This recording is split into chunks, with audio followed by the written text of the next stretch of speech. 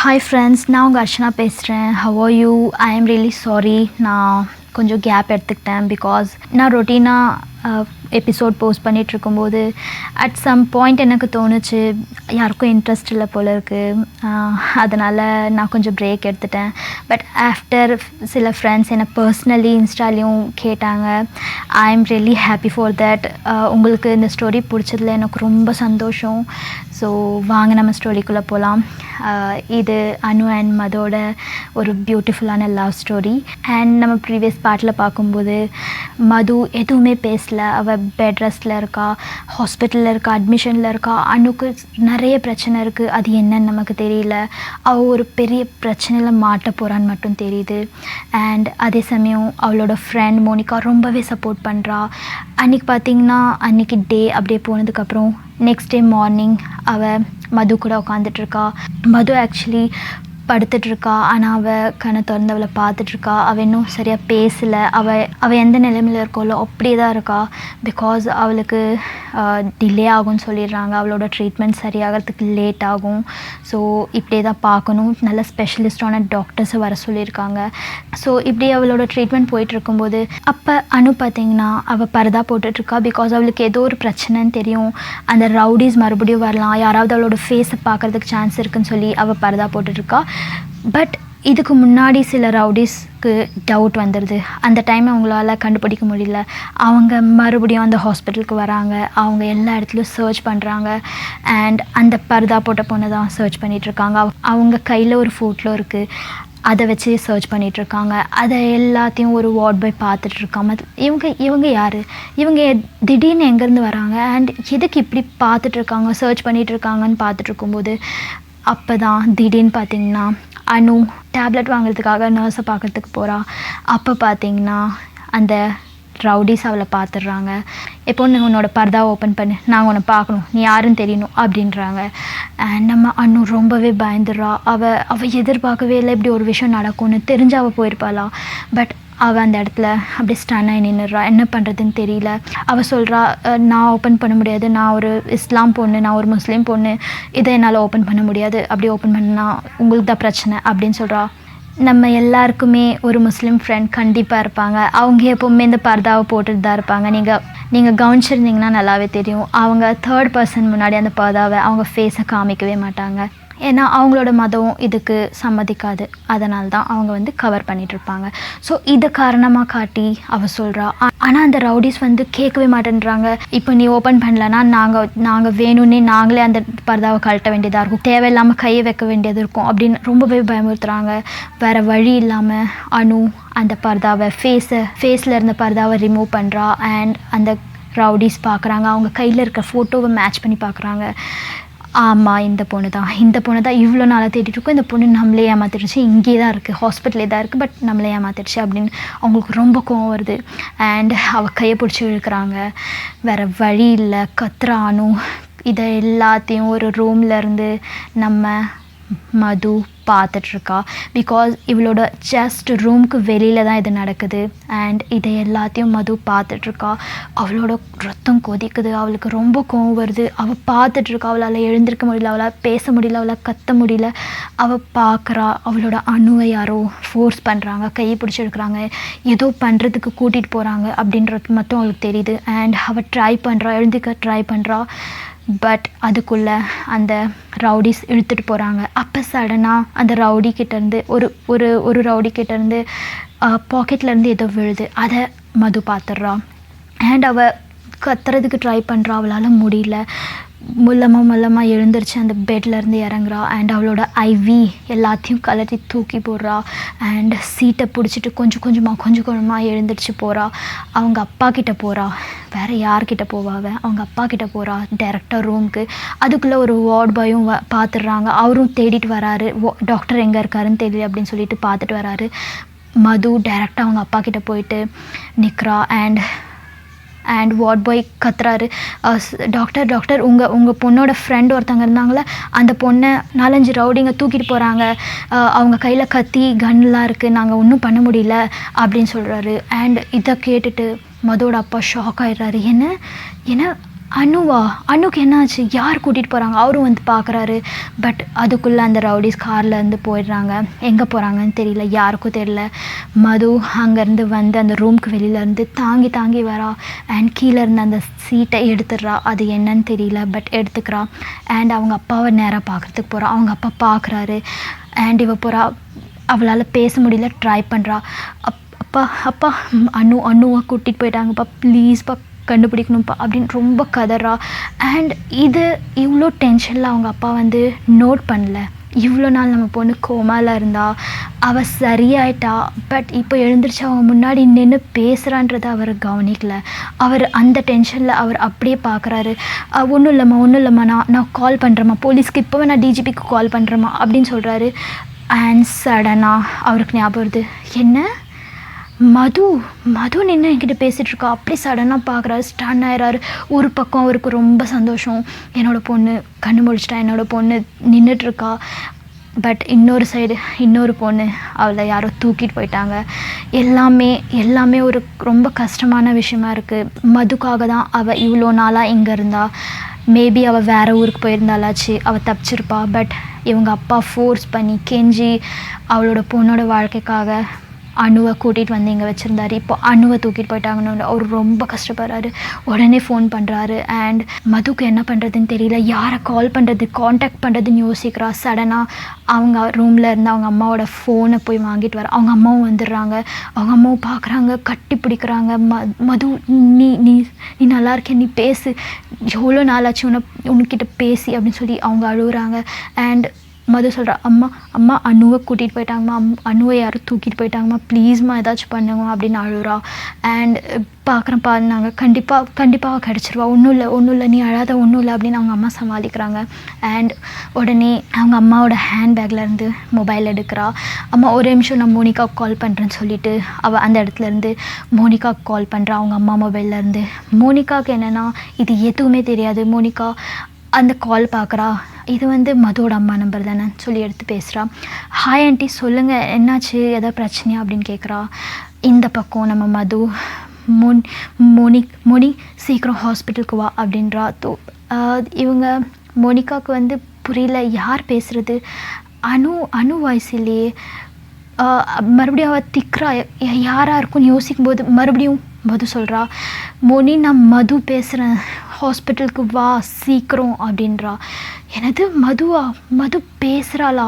அவள் நேற்று வரைக்கும் படுத்த படுக்கையாக தானே இருந்தா, பேசவே இல்லையே அப்படின்னு ஒரு ஷாக் இருக்குது. பட் சந்தோஷமாகவும் இருக்குது. வா மது, நீ முழிச்சிட்டியா?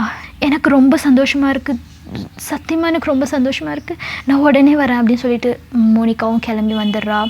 அண்ட் அப்போ போலீஸும் வந்துடுறாங்க. என்ன விஷயம் எல்லாம் டீட்டெயில்ஸ் கேட்கும்போது மோனிகாவும் வந்துடுறா. மோனிகா மதுவை பார்க்குறா, அவளை கட்டி பிடிச்சி அழுகுறா. நீ இப்படி எழுந்திரிச்சது மட்டும் அணு பார்த்தா நான் எவ்வளோ சந்தோஷப்படுவா தெரியுமா, அணு எங்கே அப்படின்னு கேட்குறா. பட் அணு இல்லை. இதை தான் மதுவும் ஃபீல் பண்ணுறா. மது சொல்கிறா, அணுவை யாரோ தூக்கிட்டு போயிட்டாங்க, எனக்கு தெரியல, அது யாருன்னு தெரியல, என்னால் முடியல, எனக்கு ரொம்ப கஷ்டமாக இருக்குது, என் கண் முன்னாடியே தூக்கிட்டு போயிட்டாங்க, என்னால் எதுவுமே பண்ண முடியல அப்படின்னு அழுறா. அண்ட் ஏதாவது பண்ணுன்னு அப்படின்றா. அப்போ அந்த டிஜிபி போலீஸை பார்க்குறா. அதே ஹாஸ்பிட்டலில் மோனிகா பார்க்குறா. அவரோட தெரிஞ்ச அங்கிள் தானே. உடனே அங்கே போகிறா. ஒரே நிமிஷம் அங்கிள் வந்திருக்காரு அப்படின்னு சொல்லிட்டு அங்கே ஓடுறா. அண்ட் அவர் வந்து டிஜிபி எல்லா விஷயத்தையும் விசாரிக்கிறாரு. போலீஸ் எப்போவுமே ஒரு இன்வெஸ்டிகேஷன் பண்ணுறாங்கன்னா அதுக்கு ஃபுல்லாக பேஸ்லேருந்து பார்ப்பாங்க என்ன பிரச்சனை. ஃபர்ஸ்ட்லேருந்து அன்அஃபிஷியலாக அவங்க இதை ஹேண்டில் பண்ணிட்டு தான் இருந்தாங்க. பட் இப்போ வந்து அஃபிஷியலாக பண்ணணும்னு சொல்லி கிட்னாப் ஆகிடுச்சு, ரைட். ஒரு பொண்ணை தூக்கிட்டு போயிருக்காங்கன்னா அதை அஃபிஷியலாக எஃப்ஐஆர் பண்ணி எல்லாமே ப்ராப்பராக பண்ணணுன்றதுக்காக டிஜிபியே வந்துட்டார். அண்ட் அவர் விசாரிக்கிறாரு. அப்போ தான் மதோட அப்பா கிட்ட விசாரிக்கிறாரு. முதல்ல எனக்கு அந்த ரவுடிஸ் யார், அவங்களுக்கும் என்ன பிரச்சனை எல்லாமே தெரியணும் அப்படின்னு கேட்குறாரு. அப்போ தான் மதுவோட அப்பா சொல்கிறாரு, எங்களுக்கும் அவருக்கும் பிரச்சனையே இல்லை, அனுவோட அப்பாவுக்கும் அவங்களுக்கு தான், இதோ அவங்க அப்பாவும் வந்துட்டார் அப்படின்னு சொல்லி அங்கே அனுவோட அம்மா அப்பா வந்துடுறாங்க. அவங்களும் அழுதுட்டு அங்கேயே தான் நின்றுட்டுருக்காங்க. அவங்களுக்கு ஒன்றும் புரியல, அப்போவே நாங்கள் போகிறோன்னு சொல்லியிருந்தோம், பட் நீங்கள் கேட்கல அப்படின்ற மாதிரி அவங்க இருக்காங்க. டிஜிபி அவங்கள கூப்பிட்றாரு, பேசுகிறாரு, நீங்கள் ஃபீல் பண்ணாதீங்க, எதுவும் ஃபீல் பண்ணாதீங்க, ரொம்ப தூரம் போயிருக்க முடியாது, கண்டுபிடிச்சிடலாம், ட்ரேஸ் பண்ணிடலாம் அப்படின்னு சொல்கிறாரு. இந்த ட்ரேஸ் பண்ணிடலான்னு சொல்கிறாருல, அப்போ மது இதெல்லாம் கேட்டுட்ருக்கா. ட்ரேஸ் பண்ணிடலான்னு சொல்லும்போது அவளுக்கு ஞாபகம் வருது, அனுவோட மொபைல் அவகிட்ட தானே இருக்கும், அப்போ இதை வச்சு ட்ரேஸ் பண்ணலாமே அப்படின்றா. அண்ட் இதை வந்து மோனிகா கிட்ட சொல்கிறா. அனுவோட மொபைல் வச்சுருக்கா, அவள் கையில் தான் இருக்குது அப்படின்றா. ஓகே எனக்கு புரிஞ்சிருச்சு, நான் சார்கிட்ட சொல்கிறேன் அப்படின்னு சொல்லிட்டு அவள் போயிட்டு அந்த நம்பரையும் அவள் கையில் வச்சுருக்கிற விஷயத்தையும் சொல்லிடுறா. உடனே டிஜிபியும் அவரோட ஜூனியர்ஸ் இருப்பாங்களே, ஆஃபீஸர்ஸ், சப் இன்ஸ்பெக்டர், அந்த மாதிரி அவங்ககிட்ட சொல்லி இதை ட்ரேஸ் பண்ண சொல்கிறாரு. இந்த நம்பர் எங்கே இருக்குது, இப்போ எங்கே ரன்னிங்கில் இருக்குதுன்னு பார்க்க சொல்கிறாரு. அண்ட் அப்போ வந்து அனோட அம்மா அப்பா கிட்ட விசாரிக்கிறாரு, உங்கள் பொண்ணுக்கு இங்கே என்ன பிரச்சனை, யார் அந்த ரவுடிஸ், அவங்களுக்கு என்ன கனெக்ஷன், இதெல்லாம் எங்களுக்கு தெரியாமல் நாங்கள் ஆக்ஷன் எடுக்க முடியாது, ப்ளீஸ் எங்களுக்கு சொல்லுங்கள் அப்படின்றாரு. பட் அனோட அம்மாவும் அப்பாவும் ரொம்ப தயங்குறாங்க. இப்போ சொல்லலைன்னா வேறு எப்பவும் முடியாது, ரைட்? ஸோ இப்போ உங்களோட பிரச்சனையை நீங்கள் சொல்லலைன்னா எங்களால் சால்வே பண்ண முடியாது அப்படின்றாங்க. சரி ஓகே, நீங்கள் வாங்க, ரூமில் வாங்கன்னு சொல்லிட்டு அந்த டாக்டர்ஸ் ரூமில் போய் கூட்டிகிட்டு போகிறாங்க. பட் மது கேட்கணுன்றா. மதுக்கு புரியல எதனால் இந்த பிரச்சனை, எதுவுமே அவளுக்கு தெரியல. அவளும் பின்னாடியே போகிறா. ஆனால் மதுவோட அப்பா தடுக்கிறாரு, நீ ரூமுக்கு போ, நீ ரெஸ்ட் எடு, மோனிகா இவளை பார்த்துக்கொன்றாங்க. பட் மது எதுவுமே கேட்குறதுக்கு ரெடியாக இல்லை. அவள் வந்து அவளோட அணுவை காப்பாற்றணும், அதுதான் அவளோட மைண்டில் இருக்குது. இவங்க எப்படியாச்சும் போட்டும், இவங்க என்ன வேணால் பண்ணட்டும், எனக்கு என்னோட அணு வேணும் அப்படின்னு சொல்லிட்டு அவள் முடிவு பண்ணுறா. அண்ட் மோனிகா அவளை ரூமுக்கு கூட்டிகிட்டு வந்துடுறா. மது ஒரு நிமிஷம் கூட அங்கே வெயிட் பண்ண தயாராக இல்லை. அவளோட பேக்லேருந்து ட்ரெஸ் இருக்குது, அதை எடுத்து போடுறா. அந்த ட்ரெஸ்ஸை போட்டுட்டு துப்பட்டாவை கவர் பண்ணிக்கிறா தலையில், ஏன்னா அவளுக்கு ஃபுல்லாக மொட்டை அடிச்சிருக்காங்க. அண்ட் அவளோட பேண்டேஜ் இருக்குது, ஸோ ஃபுல்லாக கவர் பண்ணிக்கிறா. அண்ட் மோனிகா அதெல்லாம் பார்த்துட்ருக்கா. எங்கே போகிற, என்ன பண்ணிகிட்ருக்க, நான் உன்னை இந்த நிலைமையில் விட மாட்டேன், நீ இப்போ தான் எழுந்திரிச்சிருக்க, எனக்கு கம்ப்ளீட் ரெஸ்ட் தேவை. மது சொல்கிறா, நீ நிஜமாக தான் பேசுகிறியா, எனக்கு ரெஸ்ட் வேணுமா, என் அணு எங்கே போயிருக்கான்னு தெரியுமா, எங்கே இருக்கான்னு உனக்கு தெரியுமா, வெளியில் வெக்கேஷன் போல் அவளை யாரோ தூக்கிட்டு போயிருக்காங்க, நீ இதெல்லாம் நான் பார்த்துட்டு சும்மா இருக்க சொல்கிறியா, உங்கள் போலீஸ் கண்டுபிடிக்கிறாங்களோ இல்லையோ, நான் தேட போகிறேன் அப்படின்றா. பட் மோனிகா சொல்கிறத மது கேட்கவே இல்லை. அவள் சொல்கிறா, எனக்கு ஹெல்ப் பண்ணணுன்னா நான் சொல்கிறத மட்டும் பண்ணு, என்னை இப்போ விட்டுடு, நான் போய் எங்கேயாச்சும் தேடி கண்டுபிடிக்கிறேன் என்னோட அணுவை அப்படின்றா. மோனிகா சொல்கிறா, நீ இப்போ கிளம்புனா நீ எப்படி மதுவை கேர்லெஸ்ஸாக விட்டேன்னு கேட்பா. மது சொல்கிறா, இத்தனை நாளாக நான் அவளை ஒன் சைடடாக லவ் பண்ணிகிட்டு இருந்தேன், ஆனால் எனக்கு இந்த ஹாஸ்பிட்டலில் தெரிஞ்சிருச்சு அவள் என்னை எவ்வளோ லவ் பண்ணுறான்னு. எல்லாமே உனக்கும் எல்லாமே தெரியும். பட் அந்த நிலைமையில் என்னால் பேச முடியல, நான் எல்லாமே எனக்கு ஞாபகம் இருக்குது, அவள் என் லவ் பண்ணுறா, இதெல்லாம் தெரிஞ்சும் நான் எப்படி அவளை விட முடியும் சொல்லு. அவள் என்னை லவ் பண்ணுறா, நான் அவளை லவ் பண்ணுறேன், என்னோட பார்ட்னர் அவளை எங்கேயும் விட்டுட்டு நான் எப்படி நீங்கள் நிம்மதியாக உட்காந்துட்ருக்க முடியும், உனக்கு கொஞ்சமாச்சும் மனசாச்சு இருக்கான்னு. அவள் ரொம்பவே எமோஷனலாக பேசுகிறான். அண்ட் மோனிகா கத்துறா, உங்கள் 2 பேருக்குமே அறிவில்லை, ரெண்டு பேருமே அவங்க இஷ்டத்துக்கு பண்ணிவிட்டு இவ்வளோ தூரம் வந்ததே உங்கள் 2 பேரால் தான், உங்கள் 2 பேருக்குமே கொஞ்சம் கூட பொறுமை இல்லை, எப்பயாச்சும் நீ போய் மாட்டிக்கிற, எப்பயாச்சும் நாங்கள் நடுவில் இருந்துட்டு தலைவலி எங்களுக்கு அப்படின்ற மாதிரி ரொம்ப எமோஷனலாக பேசுகிறா. எஸ், மோனிகா அண்ட் அவங்க ஃபேமிலி எல்லாருக்குமே ஒரு பிரச்சனை, நம்ம மதுவோட எல்லா ரீசனால் தான். அவள் மட்டும் கொஞ்சம் நிதானமாக இருந்திருந்தா இவ்வளோ பெரிய இஷ்யூவே ஆயிருக்காது. அண்ட் வாட் எவர், இதெல்லாம் லவ்வில் நடக்க வேண்டியது தான். ஸோ இப்போது மது அவங்க கன்வின்ஸ் பண்ணுறா, மோனிகா கிட்ட ரொம்ப ரெக்வெஸ்ட் பண்ணுறா, ப்ளீஸ் இந்த ஒரு தடவை விட்டுடு, நான் போயிட்டு வந்துடுறேன் அப்படின்னு சொல்லிட்டு. அவள் பேச்சு கேட்கல, அவகிட்டேருந்து கொஞ்சம் மணியை வாங்கிக்கிறா அவளோட பர்ஸ்லேருந்து. அண்ட் அவள் அங்கேருந்து கிளம்ப ஆரம்பிக்கிறா. எல்லாருமே அந்த ரூமில் இருக்காங்க, யாருக்குமே என்ன நடக்குதுன்னு தெரியல. மோனிகா ரமேஷ்க்கு கால் பண்ணுறா. ரமேஷ் இந்த மாதிரி பிரச்சனை, சீக்கிரம் வா அப்படின்னு சொல்லி கால் பண்ணுறா. அண்ட் அந்த ரூமில் பார்த்திங்கன்னா டிஜிபி விசாரிக்கிறாரு, என்ன பிரச்சனை, ஸ்டார்டிங்லேருந்து என்ன நடந்துச்சு சொல்லுங்கள் அப்படின்னு. ஆக்சுவலி அனோட அம்மா அப்பா சொல்கிறாங்க, நாங்கள் வேறு ஊரில் இருக்கும்போது அங்கே ஒரு பெரிய அரசியல்வாதி இருந்தார், அவரோட பையன்தான் அந்த கார்த்திக். அவர் எங்கள் வீட்டு பக்கத்தில் தான் இருந்தார். அவருக்கும் எங்களுக்கும் எப்போவுமே பிரச்சனை இல்லை. பட் அவர் இல்லீகலாக ஒரு பிஸ்னஸ் பண்ணிகிட்டு இருந்தார், அது எங்களுக்கு தெரிஞ்சிருச்சு. அவர் நிறைய குழந்தைங்கள கடத்தி ஹியூமன் டிராஃபிக்கிங் நீங்கள் கேள்விப்பட்டிருக்கலாம் ஃப்ரெண்ட்ஸ். ஹியூமன் டிராஃபிக்கிங்னா பொண்ணுங்களை பசங்களை கடத்தி வெளியூரில் செல் பண்ணிடுவாங்க. ஸோ அந்த மாதிரி பிஸ்னஸும் பண்ணிகிட்டு இருந்தார். நான் இதெல்லாம் பார்த்துட்டு எனக்கு தெரிஞ்சிச்சு. நான் ஒரு தடவை போய் கம்ப்ளைண்ட்டே பண்ணேன். பட் எந்த யூஸும் இல்லை. அதை தெரிஞ்சு அவங்களோட அப்பாவுக்கு தெரிஞ்சு என்னை வந்து பிளாக்மெயில் பண்ணார். கம்ப்ளைண்ட்டை வாங்க, இல்லைனா உன்னோட பொண்ணை நாங்கள் கொன்னுருவோம்னு சொல்லி என்னை மிரட்டினார். சரி, வேறு வழி இல்லாமல் நான் வந்து கம்ப்ளைண்ட்டை கேன்சல் பண்ணிவிட்டு அந்த ஊரை விட்டே வந்துட்டோம். அந்த கோவத்தில் இன்னுமே என்னை வந்து பழி வாங்கணும்னு நினச்சிட்ருக்காரு. முன்னாடியே உன் பொண்ணை கடத்தி எங்கேயாவது விற்கதா போகிறேன், இது நடக்குன்ற மாதிரி என்னை வந்து ரொம்பவே மிரட்டினார். ரொம்ப டார்ச்சர் பண்ணிகிட்டு இருந்தார் கொஞ்ச நாளாக. நான் இதெல்லாம் தாங்க முடியாமல் என்னோடய ஃபேமிலியோடு அங்கேருந்து நான் தப்பிச்சு இங்கே வந்துட்டேன். என்னால் போலீஸ்லேயும் கம்ப்ளைண்ட் பண்ண முடியல. அண்ட் ரொம்ப பிரச்சனையாயிடுச்சு. அதனால தான் நான் அப்ராடுக்கு போயிட்டேன் பிஸ்னஸ்க்கு. நான் இங்கே இருந்தால் தானே பிரச்சனை, நான் இருந்தால் தானே எல்லாேருக்கும் தெரியும்னு சொல்லிட்டு நான் அப்ராடுக்கு போயிட்டேன். என்னோடய பொண்ணும் ஒய்ஃபும் சேஃபாக இருந்தாங்க. அணுக்கு எல்லாமே தெரியும், அந்த பையனை பற்றி எல்லாமே தெரியும். பட் அந்த பையன் நல்ல பையன் நினச்சி அவள் பேசியிருக்கா. இதுதான் எல்லாமே பிரச்சனை. அவங்களோட அப்பா கிட்ட எல்லா விஷயம் சொல்லிட்டான். அணுவை இங்கே பார்த்ததுலேருந்து எல்லாமே. அவங்க அப்பா ஃபஸ்ட்டே சொன்னார், உன் பொண்ணை நாங்கள் கடத்தி விற்றுருவோன்னு சொல்லி என்னை மிரட்டினார். இப்போ அதே தான் பண்ணியிருக்காரு அப்படின்னு அவங்க அப்பா எல்லாத்தையும் சொல்கிறாரு. இவ்வளோ பெரிய பிரச்சனைக்கு நடுவில் அணுவை எங்கே கூட்டிகிட்டு போயிருக்காங்கன்னு தெரியல. இது எல்லாத்தையும் மோனிகா ஒரு சைட்லேருந்து ஒட்டு கேட்டுட்டு இருக்கா. அவள் வாயில் கை வச்சுக்கிறா. மீன்ஸ் அணு இவ்வளோ ஒரு பிரச்சனையிலையும் மதுக்காக அவள் இவ்வளோ நாளாக இங்கே தான் இருந்தா. பட் இப்போது அவளும் இல்லை. ரொம்பவே கஷ்டப்படுறா. இதெல்லாம் யோசிச்சு இவங்களோட என்ன நடக்கும்னு தெரியல. அண்ட் மது அங்கேருந்து வெளியில் போன உடனே, ஹாஸ்பிட்டல்லேருந்து வெளியில் போன உடனே ஒரு ஆட்டோவை பார்க்குறா. ஆட்டோவை பிடிச்சிட்டு ஆட்டோவில் ஏறி உட்காரா. அந்த ஆட்டோ டிரைவர் கேட்குறா, எங்கேம்மா போகணுன்னு கேட்குறாரு. ஆனால் நீங்கள் போங்க, நான் சொல்கிறேன் அப்படின்னு சொல்லிட்டு அவள் பேக்கெட்லேருந்து ஒரு பேப்பரை எடுக்கிறா. அது வேறு ஒன்றும் இல்லை, அந்த ரவுடிஸ் கிட்டேருந்து கீழே விழுந்த அந்த பேப்பர். அது பார்க்குறா. அது ஒரு ட்ரெயின் டிக்கெட். அது ஹைதராபாத்துக்கு போகிறதுக்கான டிக்கெட் அது. அண்ட் அது பார்க்கும்போது சென்ட்ரல் ஸ்டேஷனோட டிக்கெட். உடனே ஆட்டோ டிரைவர்கிட்ட சொல்கிறா, அண்ணா ரயில்வே ஸ்டேஷன் போங்க அப்படின்னு சொல்கிறா. அவளுக்கு தெரிஞ்சிருச்சு அவளை வந்து ட்ரெயினில் தான் கூட்டிகிட்டு போகிறாங்க. Something is wrong. அதுவும் இவ்வளோ தூரம் ஹைதராபாத் எங்கே இருக்குது, என்ன பண்ண போகிறாங்கன்னு தெரியல. ரொம்ப பயப்படுறா. அண்ட் உடனே மோனிகா கால் பண்ணுறா. மோனி, இந்த மாதிரி ரயில்வே ஸ்டேஷன் போயிட்டுருக்கேன், இங்கே ஒரு டிக்கெட் எனக்கு கிடச்சிது, நான் அங்கே போயிட்டுருக்கேன்னு எல்லா டீட்டெயில்ஸும் சொல்லிடுறா. அண்ட் மோனிகாவும் ஓகே, நான் இதை வந்து போலீஸ்கிட்ட சொல்லிடுறேன் அப்படின்னு சொல்லி அவளும் வந்து அங்கே இன்ஸ்ட்ரக்ட் பண்ணிடுறா. ஆனால் நீ பி சேஃப், அவங்க ரவுடிஸ் நீ பார்த்து அப்படின்னு சொல்கிறா. அண்ட் மது அந்த ரயில்வே ஸ்டேஷனில் ரீச் ஆனதுக்கப்புறம் இறங்கி போகிறா. பார்க்குறா, எல்லாம் ஃபுல் க்ரௌடு, எங்கே போகிறதுன்னு தெரில. ஆனால் அந்த டிக்கெட் காமிச்சு இது எந்த ட்ரெயினுன்னு கண்டுபிடிச்சிடறா. அந்த ட்ரெயினில் கம்பார்ட்மெண்ட்டில் ஏறிடுறா. ஒவ்வொரு கம்பார்ட்மெண்ட்டாக தேடுறா. ட்ரெயின் கிளம்ப போகுது. ஃபைனலாக ஒரு கம்பார்ட்மெண்ட்டில் பார்க்குறா, அந்த ரவுடிஸ் இருக்காங்க. அவள் அந்த ரவுடிஸை பார்த்துடுறா. அண்ட் அவளோட கண் எல்லா இடத்துலையும் தேடுது. என்னோட அணு எங்கன்னு தேடுது. ஒரு ஓரத்தில் அணு உட்காந்துட்ருக்கா, அழுதுட்ருக்கா.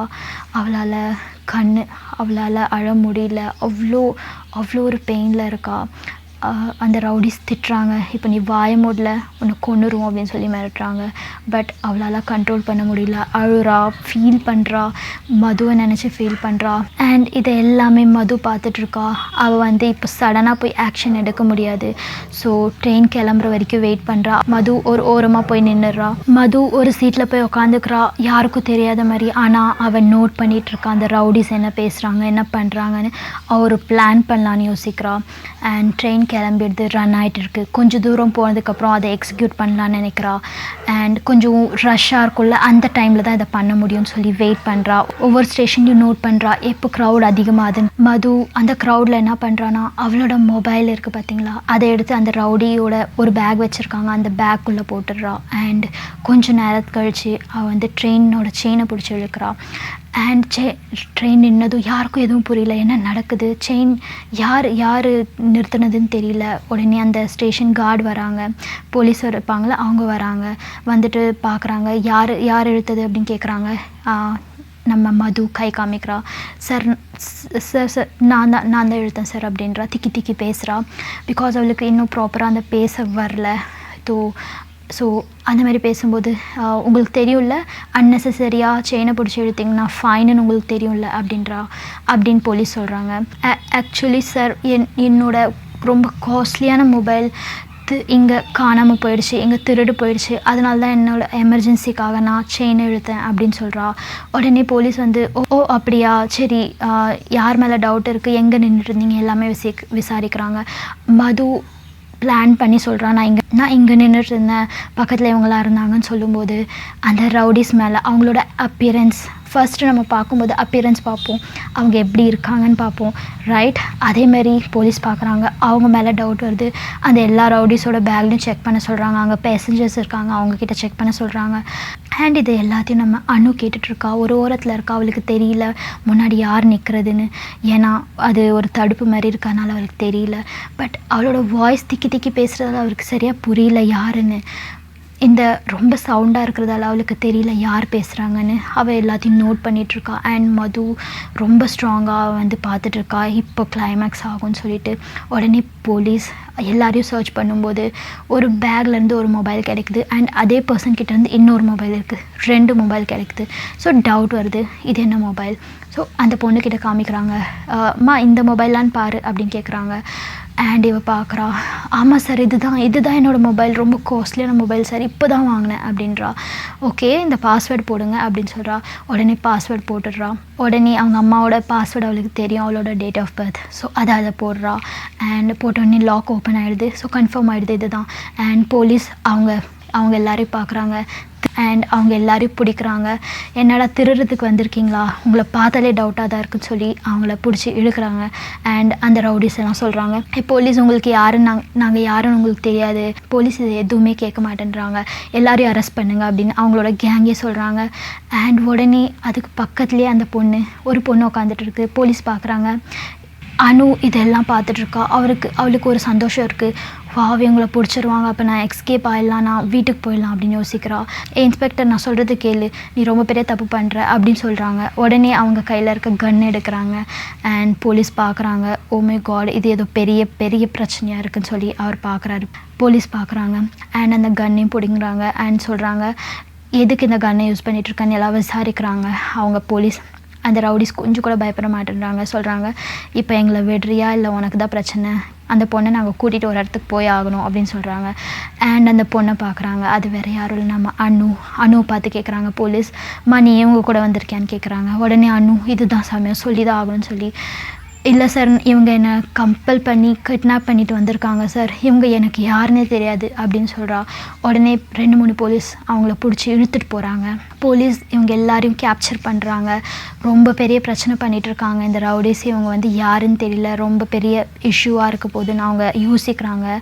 அண்ட் லெட்ஸ் see ஃப்ரெண்ட்ஸ், நம்ம இதோட கண்டினியூஷன் நான் கண்டினியூ பண்ணுறேன். எனக்கு காலேஜும் இருக்குன்றதால என்னால் டைம் கீப்பப் பண்ண முடியல. பட் ஐல் ட்ரை, நான் தினமும் போஸ்ட் பண்ணுறதுக்கு ட்ரை பண்ணுறேன். Okay, but I am not sure. Once நான் வந்து கன்ஃபார்மாக என்னோடய ஸ்கெடியூல் நான் போட்டதுக்கப்புறம் நான் உங்களுக்கு ஷியோராக சொல்லுவேன். ஓகே, உங்களுக்கு இந்த ஸ்டோரி பிடிச்சிருந்தா கமெண்ட் பண்ணுங்கள், லைக் பண்ணுங்கள், சப்ஸ்கிரைப் பண்ணுங்கள், நம்ம கம்யூனிட்டி ஃப்ரெண்ட்ஸ்க்கு ஷேர் பண்ணுங்கள். அண்ட் தேங்க்யூ ஸோ மச் இவ்வளோ எனக்கு சப்போர்ட் பண்ணதுக்கு. நான் குவிட் பண்ணிடலான்னு தான் நினச்சேன். But thank you so much. Take care. Bye bye.